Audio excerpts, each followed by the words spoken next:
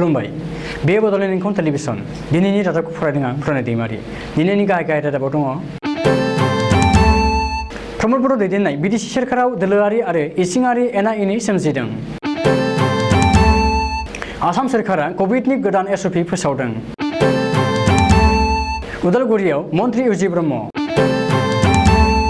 चिरां पुलिसा बिजनियाव 30 लाख रां बेसेननि हेर'इन ड्राग्सजों लोगोसे सासे हमदों 72 हाग्रायारि फोरबोखौ लोब्बा लाखिनानै चिरां जिल्ला हाग्रा बिफान आरो BRPL आ 23 हेक्टर हायाव बिफां गायनो लादों फैगौ 9 जुलाइनि गेजेराव जागोन नरेन्द्र मदिनि मन्त्रि सभा फेहेरनाय गिबि मन्त्रिया गाबोन सांसारिनि एम्सखौ नायदिंहैगोन सिखावा तामुलपुर थानानिफ्रायनो बाइक खावनानै लांदों गिबि मन्त्रिया 6 दाननि उनाव असिफोरनि सायाव नायबिजिरफिनगोन दानिया दङ आबुं रादाब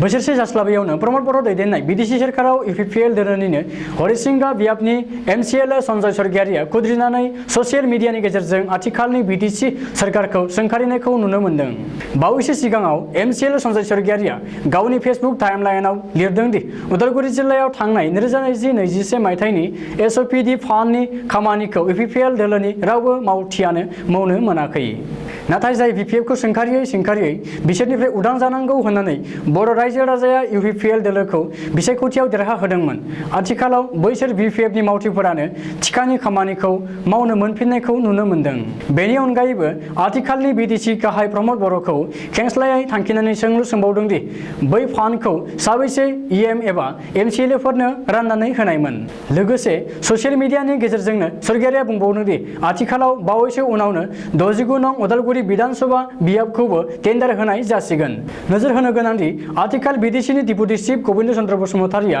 उदालगुरि LACनि MLA जानानै दङ जुदि गोविन्द बसुमतारिया डिपुटि चिफ जानानैनो थाबाय थायोब्ला MLA नि मासिखौ एंगारनांगौ जायोब्ला गोरोबथानि गेजेरजों BJP दोलोनो UPPL दोलोआ हगारनानै होनांगोन नामा बेयो मोनसे सोंलु सोमजिदों गुबैयै बुंनो थाङोब्ला UPPL दोलोआव दि इसिङारि एना एनि सोमजिदों बेयो रोखा बेरखांदों आसाम सोरखारनि सावस्रि बिफाना दिनै कभिडनि गोदान SOP फोसावदों सावस्रि मन्त्रि केशव महन्तआ दिनै सानजौफुआव जनता भवनाव मोनसे खौरांगिरि मेल खुंना फैबाय थानाय 7 साननि थाखाय कभिडनि गोदान SOP फोसावदों आरो बे गोदान SOPआ गाबोननिफ्राय गोहोम गोग्लैगोन आथिखाल थासारिखौ नायनानै जिल्ला लायै जिल्ला मोनथाम बाहागोआव गोदान SOPखौ फोसावनाय जादों दिनैसो गोदानै फोसावजानाय कभिडनि SOP बादियै आथिखाल कभिड थासारिखौ नायनानै रायजोनि मोन 7 जिल्लाखौ कभिडनि कन्टेनमेन्ट जन महरै फोसावनाय जायो बे मोन 7 जिल्लाफोरा जादों गवालपारा गलाघाट जरहाट सनितपुर बिश्वनाथ मरिगाव आरो लखिमपुर कन्टेनमेन्ट जनाव थानाय जिल्लाफोराव जायखिजाया इमारजेन्सि सिबिथायजों लोगोसे गेलामाल दखानफोरा बेलासि 5 रिंगासिम खुला थागोन बेनि अनगायैबो जेबो सिबिथाय थानाय नङा आथिखाल कभिडनि थासारिखौ नायनानै शिबसागर डिब्रुगड़ क'क्राझार बरपेटा नलबारि बाक्सा बजालि करिमगन्ज कामरुप रुरेल दरं नगाव हजाय तिनसुकिया धेमाजि काछार आरो कार्बि आंलं बे मोन 16 जिल्लाफोराव कभिडनि आथिखाल थासारिखौ नायनानै सावस्रि बिफाना गोख्रों नोजोर लाखिगोन आरो बैफोर जिल्लायाव सिगांनि सोलिगासिनो थानाय कभिडनि SOPआनो बहाल थागोन बैफोर जिल्लायाव सानजौफु 1 रिंगायाव गासैबो दखान गला बन्द जागोन आरो 2 रिंगानिफ्राय फुंनि 5 रिंगासिम कर्फ्यू सोलिगोन ओरैहाय Dhubri Kamrup metro south Salmara Majuli Bongaigaon Chirang Udalguri west Karbi Anglong Dima Hasao Charaideo आरो हाइलाकान्दि जिल्लायाव बेलासि 4 रिंगासिम दखान गला खुला थागोन आरो मोनाबिलि 5 रिंगानिफ्राय फुंनि 5 रिंगासिम कर्फ्यू सोलिगोन मख'नो गोनांदि गोदान SOPआवबो इन्टार डिस्ट्रिक्ट हान्थिनायखौ आबुं बन्द खालामनाय जादों अब्लाबो इमारजेन्सि सिबिथाय आरो गोनांथार सिबिथायनि थाखाय रेहाय मोनगोन गासैबो स्कुल कलेज आरो सोलोंथायारि फसंथानफोरा सिगांनि बादियैनो बन्द थागोन रिक्सा अट'रिक्सा आरो टेक्सियाव सानैल' दावबायारि गाखोनो हागोन मख'नो गोनांदि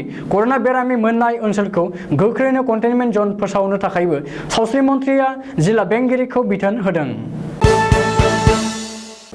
आसामनि आखाइजों दानाय लुनाय हा संरैखा आरो WPT बिफाननि मन्त्रि उरखावग्रा ब्रह्मआ दिनै उदालगुरि जिल्लायाव दावबायदों इउजि ब्रह्मआ आसामनि केबिनेट मन्त्रि जानायनि उनाव उदालगुरियाव बेनो गिबि दावबायनाय।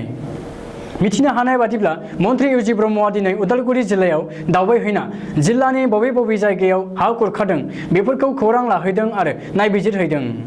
मन्त्रि ब्रह्मआ टंलानि ननै दैसायाव इन्डियान रुरेल डेभेलपमेन्ट फान्डनि जोहै बानायनाय खामानिखौबो नायदिंहैयो। बबेखानि इउजि ब्रह्मआ बेरगाव जिल्ला इउपिपिएल दोलोनि गाहाय मावख'आव थांना जिल्लानि दैदेनगिरि सोद्रोमाफोरखौ लोगो हमहैयो आरो ओनसोलाव जौगाखांनाय आरो जेंना जेंगोनाफोरनि बागै सावरायो होननानैबो मिथिनो हादों। चिरां जिल्लानि एसपि गौरब उपाध्याय, एएसपि प्रकाश मेधि आरो बिजनीनि एसडिपिअ सेक्रेटारि रयनि दैदेननायाव सिग्रोमनाय हाबाफारिनि गेजेरजों समबारखालि बेलासियाव बिजनीनि खावाथिखानिफ्राय 30 लाख रां बेसेननि ड्राग्स एबा हेर'इन बोखांनो हादों। पुलिसा सिग्रोमनाय हाबाफारिजों गन एन्टारप्राइज मुंनि गंसे दखाननिफ्राय बे ड्राग्सखौ बोखांनो हादों। लोगोसे बे दखाननि बिगोमा मकदादुल हासान मुंनि सासेखौबो एरेस्ट खालामदों। आथिखालाव बिजनी ओनसोलाव बे खावाथिखानिफ्रायनो अराय सम ड्राग्स साप्लाइ खालामनाय एबा हेर'इन फालांगि खालामनायखौ नुनो मोन्दों। गोबां समाव बिजनी थानानि पुलिसा गोबां ड्राग्स फालांगिखौ हमनो हादों। 72थि हाग्रायारि फोरबोखौ लोब्बा लाखिनानै चिरां जिल्लानि भारत भुटान सिमायारि ओनसोल आमथिखायाव चिरां जिल्लानि हाग्रा बिफान आरो बङाइगाव थाव सोदांग्रा कम्पानिया जथायै लोगो नांनानै गासै 23 हेक्टर लांदां हायाव फिथाइ सामथाइनि बिफां गायनो लादों। चिरांनि डिएफअ ब्रह्मानन्द पाटिलआ बुंदों दि आथिखालाव आमथिखा ओनसोलाव गोबां सनालि एबा गोमो गाबनि मोख्राफोर दंसोगारो। बेखायनो जाहाथे बै मोख्राफोरा फिथाइ सामथाइखौ जानानै थांना थानो हायो बेखौ नोजोर होनानै आथिखालाव बे थांखिखौ लानाय जादों। मख'नो गोनांदि आमथिखा हाग्रा ओनसोला मानास हादोरारि हाग्रामाजोंनो नांजाबनाय। बेखायनो दावबायारिफोरनि नोजोर बोहोनो थाखाय गोबां रोखोमनि जिब जुनारफोरखौ रैखाथि होनाया गोनांथि दं होननानै डिएफअ पाटिलआ बुंबावदों। गाबोन 7 जुलाइनिफ्राय 9 जुलाइनि गेजेरावनो गाहाय मन्त्रि नरेन्द्र मदि सोरखारनि मन्त्रिसभा फेहेरनाया जागोननि इसारा। बेनि बागै दिनै मोनसे गेदेर खौरां मोननो हागौ। मिथिनो हानाय बादिब्ला गाहाय मन्त्रि मदिनि न'आव दिनै बिजेपिनि गोबांसा दैदेनगिरि आरो मन्त्रिफोरनि मेल हांख्रायदों।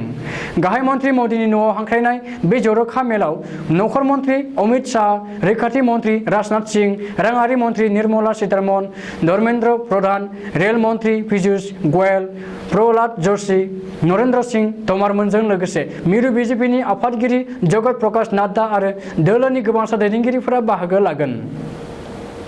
बबेखानि बे मेलावनो मिरु सोरखारनि मन्त्रिसभा फेहेरनायनि बागै सावरायनायनि बाथ्रा मख'नो गोनांदि बे समाव मिरु सोरखारनि केबिनेट मन्त्रिफोरनि बिबाङा सा 53 आरो 28 था मासिया लांदां जानानै दङ। बबेखानि खालि थानाय मोन 28 मन्त्रि मासियाव गोबांसा बिजेपि दैदेनगिरिफोरखौ खाबु होनो हागौ। बेजों लोगोसेनो माखासे सोलाय सोल' खालामनो हागौ होननानै मिथिनो हादों। मख'नो गोनांदि नरेन्द्र मदिनि मन्त्रिसभा फेहेरनायाव आसामनि बारग' गिबि मन्त्रि सर्बानन्द सन'वालाबो जायगा मोनगोन होननानै आसामनि रायजो राजाफोरा जोबोरैनो आशाबादि। गिबि मन्त्रि डक्टर हेमन्त बिश्व शर्माया गाबोन साहा गुवाहाटीनि सानसारियाव बानायगासिनो थानाय आरो आसामजों लोगोसे सा सानजा ओनसोलनि रायजोफोरा नेनानै थानाय एम्सखौ नायदिंहैगोन। गिबि मन्त्रि शर्माया गाबोन सानसारियाव एम्सनि लुफुंनाय खामानि सोलिगासिनो थानायखौ नायदिंनायजों लोगोसे खौरां लाहैगोन होननानै मिथिनो मोननाय जादों। मख'नो गोनांदि सानसारि एम्सनि अपिडिखौ लानानै मोन 32 ब्लकफोर आरो माखासे खोलोबनि आरसीसी बिल्डिंनि खामानिया आबुं जाबायानो। नाथाय एम्सनि अपिडि बिफाननि लुफुंनाय खामानिया दासिम 30 निफ्राय 35% आबुं जाबाय। अब्लाबो थासारिजों लोगोसे गासैबो थियैनो थायोब्ला फैगौ 2021 मायथाइनि जोबनायाव सानसारिनि एम्सखौ सिबिथायनि थाखाय खुलिगोन होननानै सोरखारा खोथा होदों। तामुलपुराव स्मार्ट सिखाव। बाक्सा जिल्लानि बेन्दोंआव थानाय तामुलपुर पुलिस थानानिफ्राय गारि गोमादों। 24 घन्टा पहरा थानाय पुलिस थानानिफ्रायनो गंसे यामा R15 बाइकखौ सिखावा खावनानै लांदों। बाइक बिगोमाया गावनि डकुमेन्टफोरखौ लानानै थानानिफ्राय गारि दिहुननो फैनायावसो सिखावा थानानिफ्रायनो बाइक खावना लांनाय जाथाया सोराङाव फैदों। बेनि बागै मिथिनो हानाय बादिब्ला साननैसो सिगां तामुलपुराव मोनसे फिसा सौग्रावलायनायाव जाब्रबथायनि थाखाय तामुलपुर पुलिसा S28A8915 आरो S01BD 81524 नम्बरनि गंनै बाइकखौ थानायाव लानानै थांदोंमोन। बेनिनो S28A8915 नम्बरनि R15 बाइकनि बिगोमाया मैया गासैबो डकुमेन्टफोरखौ लानानै गारि लांनो फैयो। नाथाय बाइकखौ नागिरब्लाबो मोनैयाव थानानिफ्रायनो सिखावा खावनानै लांबाय होनना रोखा जायो। मख'नो गोनांदि तामुलपुर थानानिफ्रायनो सिखावा बाइक खावना लांनाय जाथाया पुलिस बिफाननि थाखाय जोबोरैनो लाजिनांथाव आरो बे जाथाया ओनसोलाव बयखौबो सोमोनांहोदों। आसामनि जारिमिनाव गिबि मन्त्रि डक्टर हेमन्त बिश्व शर्माया मैया गिबि खेबनि थाखाय रायजोनि गासैबो थानानि अफिसफोरजों लोगोसे मोनसे जर'खा मेल जथुमो। बे जर'खा मेलनि गेजेरजों रायजोआव ड्राग्सजों लोगोसे हिंसायारि आयेन बेरेखा हाबाफोरनि हेंथायै खामानि मावनो थाखाय गिबि मन्थ्रिया मोनफ्रोमबो थानानि असिफोरखौ गोख्रों बिथोन होयो। मख'नो गोनांदि फैगौ 6 दाननि उनाव पुलिस असिफोरा माबायदि जौगाखांदों बेनि बागै नायबिजिरफिननाय जागोन होननानैबो गिबि मन्थ्रिया रोखायै फोसावदों। दिनैनि रादाबा एसेनोसै, गोजोन्थों।